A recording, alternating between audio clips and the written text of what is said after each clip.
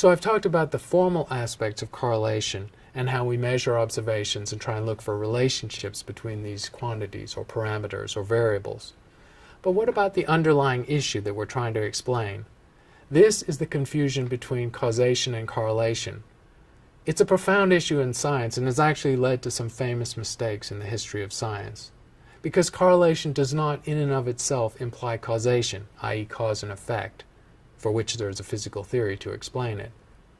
As an almost trivial example, consider this relationship in observations made around the world between the average temperature and the number of pirates in that region of the world.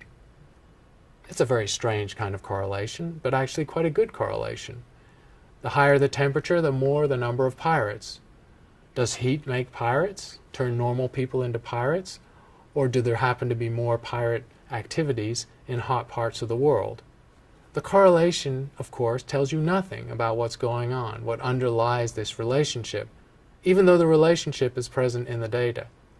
So the issue of inferring causation from correlation is a big step in science, and it's a step that can't be taken lightly and must be taken carefully.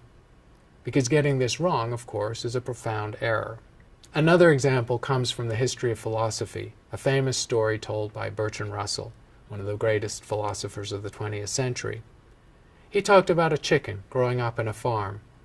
Every morning the sun would rise and the farmer would come out and scatter seed and the chicken would eat. The chicken, being of small brain, naturally associated or correlated the rising sun with being fed and eating, a good outcome. And so over time, as days went by and weeks and months, the chicken made a quite plausible connection between this correlation and a causation. The rising sun was obviously making the farmer come out and feed him. But one morning, however, the sun rises and the farmer comes out and wrings the chicken's neck for the dinner table that night. The chicken has suffered a disastrous, a catastrophic failure of logic because it has confused correlation with causation. Another example comes from the era of Margaret Mead in anthropology in the 1930s in the South Pacific. Margaret Mead observed that there were some South Pacific islanders that actually put head lice into their children's hair. This seemed like a very strange behavior, one she couldn't explain, made no sense, until she realized that when children have fever, their heads become hot, and the temperature range that lice will accommodate is fairly narrow. So when a child has a fever and is sick, they never have head lice. And so the islanders, in this case, were using head lice to try and ward off a fever. A very strange behavior, but a confusion of correlation and causation.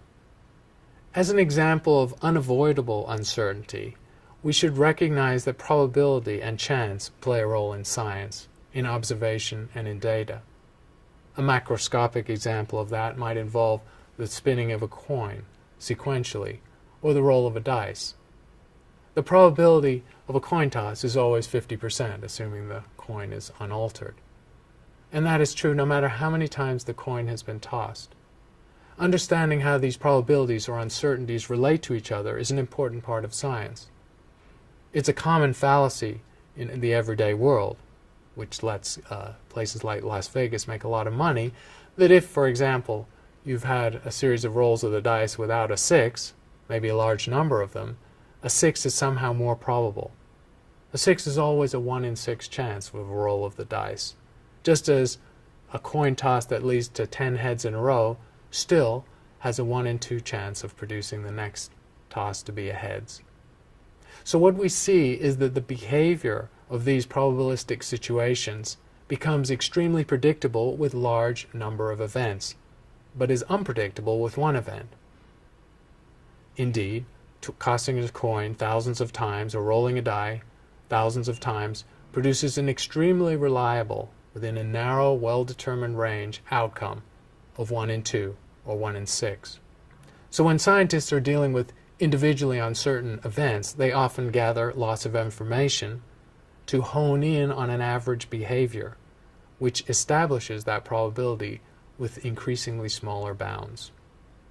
The microscopic situation, dealing with the last layer of uncertainty, involves, for example, radioactive decay. The half-life of a radioactive element is the well-determined time in a physics experiment within which half of the atoms in any sample will decay into a different byproduct, usually a lower mass element. That's a well-determined number, accurate to several decimal places in precision.